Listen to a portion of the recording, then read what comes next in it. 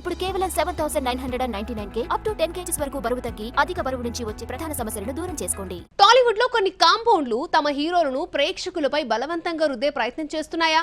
Local mass హీరోలు pan India హీరోలయ్యే సాహసం చేస్తున్నారా? ఇక్కడ ట్రై చేయడం తప్పు కాదు, కానీ వారిని మనకు బలవంతంగా ఇంజెక్ట్ చేస్తున్నారు అనే రూమర్స్ సోషల్ మీడియాలో ఎందుకు వస్తున్నాయి? టాలీవుడ్ హీరోలనే కాదు, కన్నడ హీరోలు నేషనల్ వైడ్ పాపులారిటీ కొట్టాలని చూస్తున్నారు. దానిలో భాగంగానే వరుస పాన్ ఇండియా సినిమాలతో ప్రేక్షకుల మీదకు వచ్చి పడుతున్నారు. అప్పటి వరకు ఏమాత్రం గుర్తింపు లేని అవుట్ సైడ్ హీరోలు కూడా కంటెంట్ బాగుంటే ఫస్ట్ టైం పరిచయమైన బయట హీరోలు కూడా యాక్సెప్ట్ చేస్తున్నారు. కాంతార మ్యాటర్లో జరిగింది ఇదే. తాజాగా అక్కినేని కాంపౌండ్ నుంచి అఖిల్ నాగచైతన్యలను ఇలాగే ఆడియన్స్ ముందుకు తెచ్చి హీరోయిజం పెంచాలని చూస్తున్నారు.